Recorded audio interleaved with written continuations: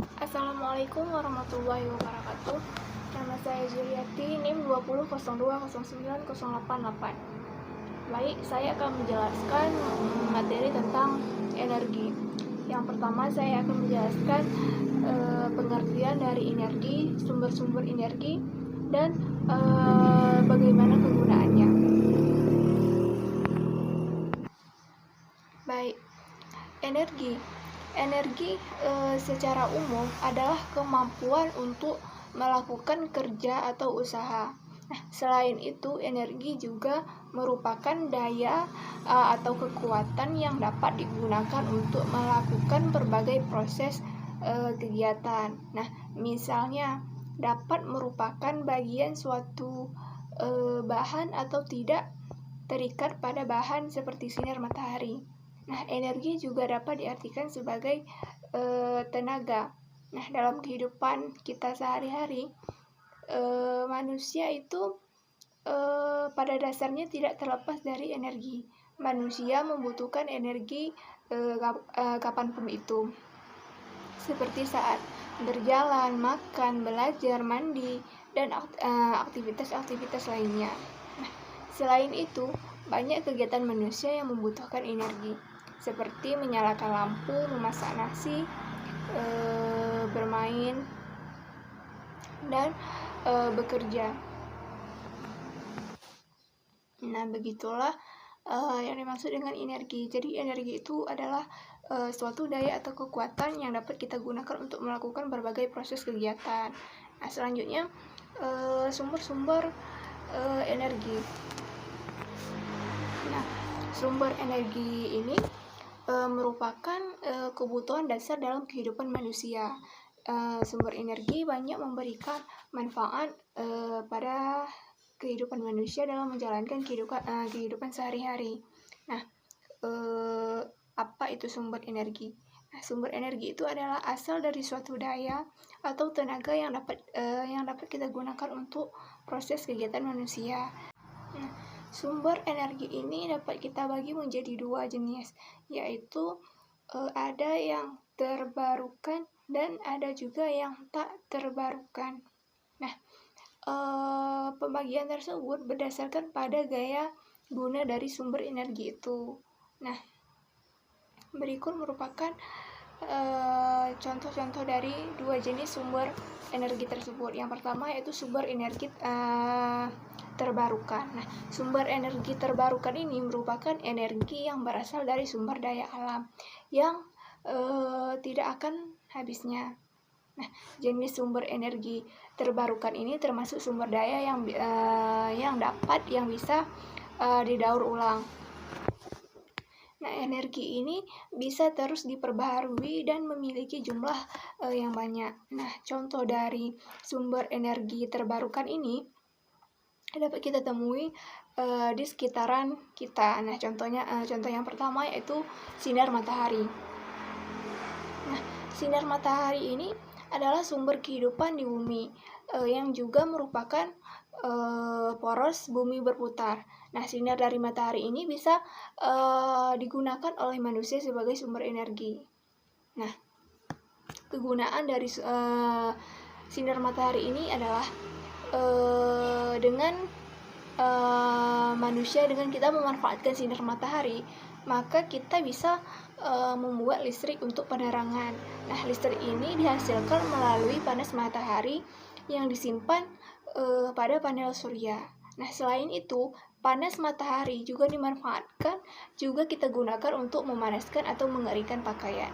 Jadi, kegunaan dari sumber sinar matahari ini yaitu kita bisa memanaskan, mengeringkan pakaian, kemudian sebagai sumber listrik, dan masih banyak lagi. Jadi, sumber energi terbarukan yang kedua yaitu angin. Nah, angin juga bisa menjadi sumber energi. Angin bisa didapat secara mudah dan tidak terbatas. Nah, sumber energi ini dapat kita gunakan, dapat kita manfaatkan dengan membuat kincir angin yang kemudian bisa menjadi listrik. angin ini akan menggerakkan kincir angin yang tersambung pada sebuah turbin ataupun generator. Nah, gerakan dari generator inilah yang kemudian menghasilkan listrik yang dapat digunakan oleh masyarakat untuk sebagai penerangan. Nah, sumber yang ketiga yaitu air. Nah, air sama juga dengan halnya energi angin. Nah, sumber energi dari air ini juga bisa dapat menghasilkan listrik. Nah, air akan menggerakkan kincir angin yang sudah tersambung pada generator, dan kemudian air ini juga dapat dimanfaatkan untuk menjadi pembangkit listrik tenaga air. Kemudian selanjutnya sumber selanjutnya yaitu panas bumi. Nah, sumber energi lainnya adalah panas bumi yang didapat dari inti bumi. Inti bumi ini memiliki suhu panas yang cukup tinggi hingga bisa menghasilkan uap. Nah, uap dan air panas inilah yang kemudian dapat dimanfaatkan. Menggunakan uap tersebut, manusia bisa membuat pembangkit listrik. Nah, pembangkit listrik ini biasanya terletak dekat dengan gunung berapi yang aktif. Nah, kemudian ada juga panas laut. Nah, selain panas bumi, manusia juga memanfaatkan panas yang ada di laut. Nah, di laut terdapat perbedaan temperatur, yaitu air hangat dan panas matahari dengan air laut yang dingin. Nah, perbedaan suhu tersebutlah yang dapat bisa menghasilkan listrik yang dapat digunakan oleh manusia, yang sangat bermanfaat untuk manusia. Sumber lainnya yaitu biomasa. Nah, energi ini dihasilkan dari bahan-bahan organik yang dihasilkan oleh hewan dan manusia. Nah, dengan menggunakan bahan organik ini, manusia bisa menghasilkan gas yang dapat difungsikan untuk memasak ataupun untuk keperluan lainnya. Nah, materi dari organik tersebut mampu menyimpan energi dari matahari dalam bentuk energi kimia.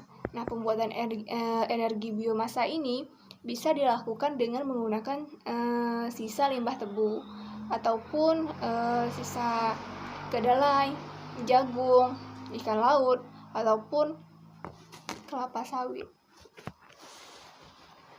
Selanjutnya ada juga sumber energi dari gelombang laut. Nah, pasang surutnya laut ternyata juga bisa menjadi sumber energi yang sangat bermanfaat bagi manusia. Manusia memanfaatkan energi gelombang laut ini untuk menghasilkan listrik. Kemudian ada juga ombak. Energi ombak yang memiliki konsep yang tidak jauh berbeda dengan gelombang laut. Dengan menggunakan ombak, manusia dapat menghasilkan listrik juga. Nah, listrik yang dihasilkan merupakan hasil gerakan ombak yang disambungkan ke sebuah turbin. Namun, energi ini belum banyak dimanfaatkan karena membutuhkan biaya yang sangat cukup lebih mahal. Kemudian selanjutnya contoh dari sumber energi yang tak terbarukan. Nah, contoh dari sumber energi ini yaitu minyak bumi. Nah, minyak bumi ini merupakan bahan bakar fosil yang memiliki bentuk cair.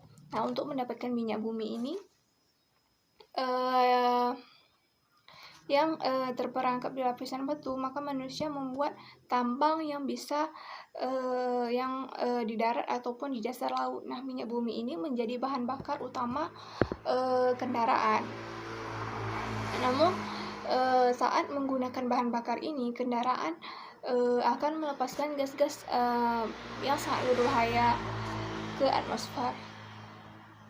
Kemudian ada juga dengan gas alam. Nah, gas alam ini merupakan bahan bakar dari fosil yang terperangkap di bawah bebatuan. Nah, gas ini yang digunakan manusia untuk dapat digunakan manusia untuk memasak, yang bisa kita temui dalam bentuk LPG atau gas cair. Nah, gas ini dihasilkan dari mentana yang merupakan gas beracun dan berbau busuk. Kemudian ada juga batu bara. Batu bara ini merupakan batuan yang berasal dari makhluk hidup mati yang terkubur jutaan tahun. Nah, dengan menggunakan batu bara ini, manusia bisa menghasilkan energi listrik. Namun, proses pengelolaan batu bara ini akan menghasilkan gas beracun dan polutan. Nah, untuk mendapatkan batu bara ini, manusia membuat tambang dengan menggali dasar bumi. Selanjutnya juga ada nuklir.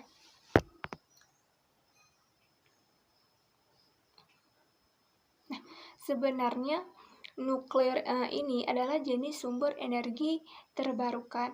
Namun, bahan untuk membangkitkan nuklir ini menggunakan energi yang tak terbarukan. Nah, nuklir ini dibuat menggunakan uranium yang termasuk langka dan sangat terbatas. Walau nuklir unggul karena tidak melepaskan gas berbahaya, tapi nuklis cukup berbahaya. Nah, nuklir bisa menghasilkan limbah radioaktif yang bisa merusak kehidupan makhluk hidup.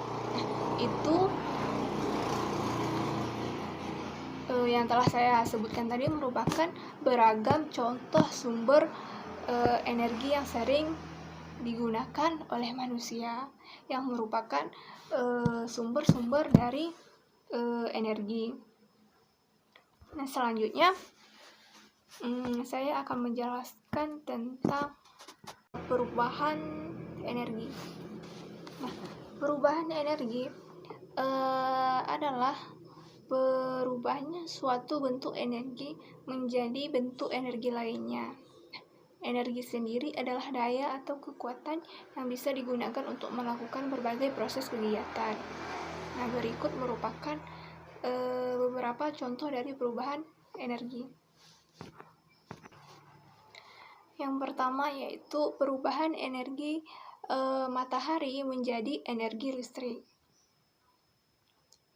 Nah, energi matahari ini bisa dimanfaatkan menjadi energi listrik.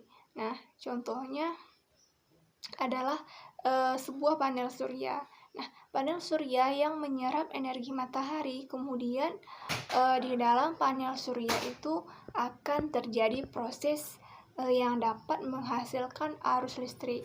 Nah, setelahnya penghubung pada panel surya akan menyalurkan energi listrik. Dengan begitu, kita bisa memenuhi kebutuhan listrik dari sumber energi yang sangat alternatif. Kemudian ada juga perubahan energi angin menjadi energi gerak.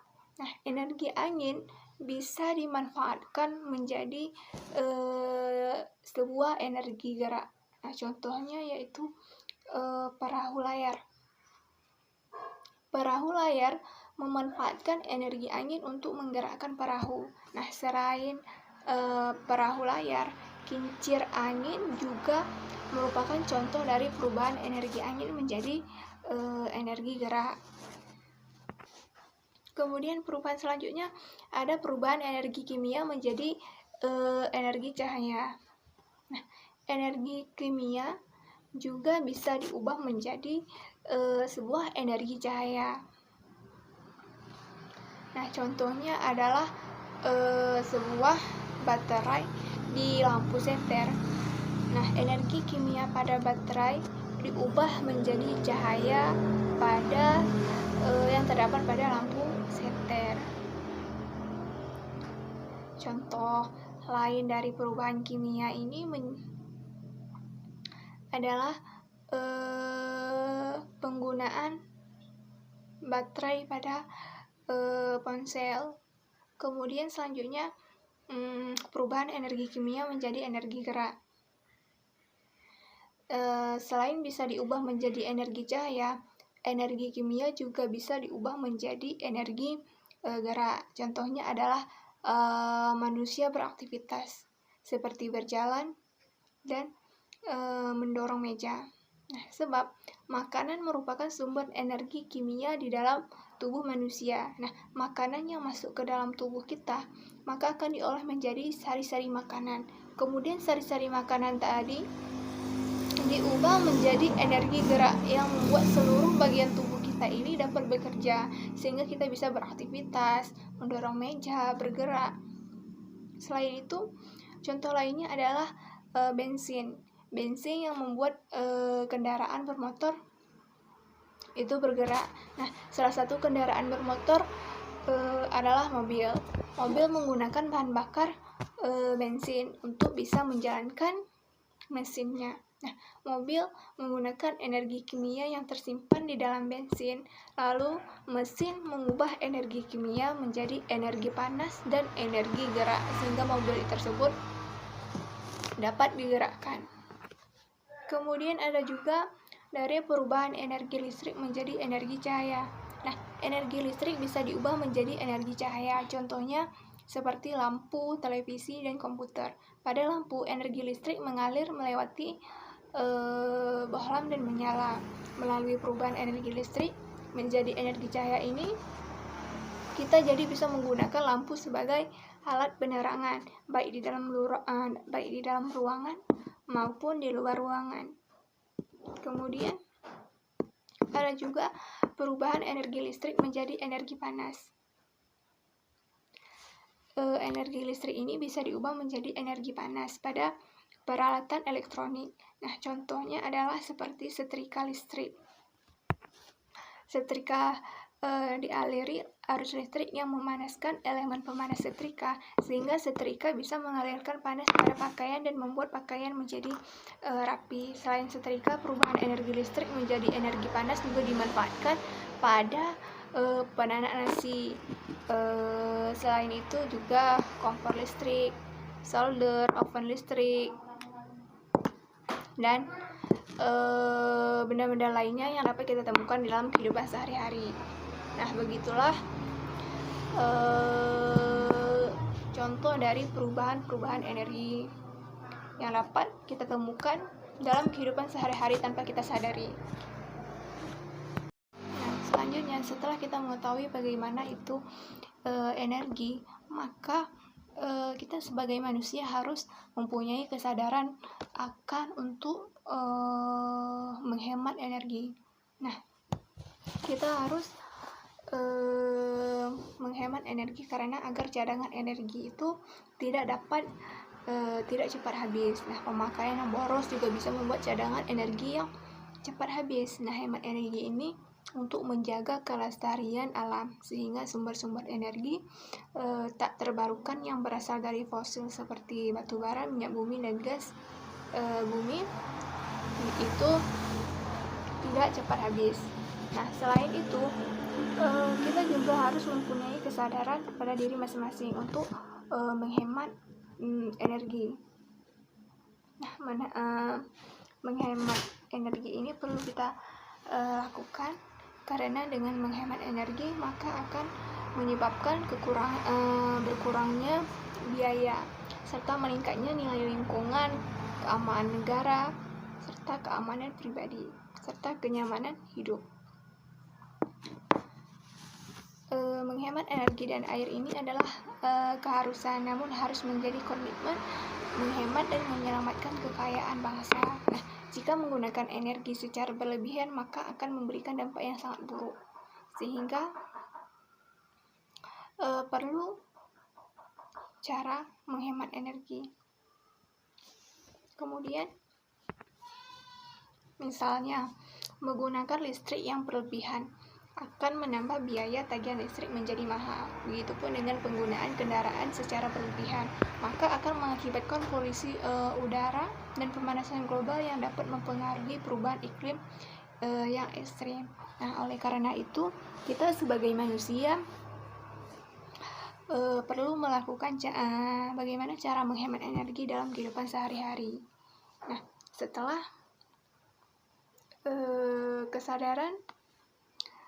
setelah kita adanya kesadaran untuk menghemat, untuk melakukan hemat energi, maka kita perlu melakukan hal-hal yang perlu kita lakukan setelah adanya kesadaran. Nah, yang pertama yaitu kita perlu belajar menghemat energi selama-lamanya supaya ketersediaan energi tersebut semakin bertambah. Kemudian meskipun kita telah menyadari yang kita lakukan tersebut, maka kita harus berusaha berbuat hemat terus agar tidak menjadi orang yang boros. Kemudian kita juga harus berusaha bertanggung jawab jika energi yang kita pakai itu habis. Tidak adanya perilaku hemat, maka kita akan menjadi orang yang pemboros seumur hidup. Kemudian penggunaan energi seperlunya saja atau yang ingin dibutuhkan atau digunakan supaya tidak cepat habis. Nah, begitulah penjelasan dari saya terkait materi. Lebih dan kurang saya mohon maaf. Dan saya akhiri. Wassalamualaikum warahmatullahi wabarakatuh.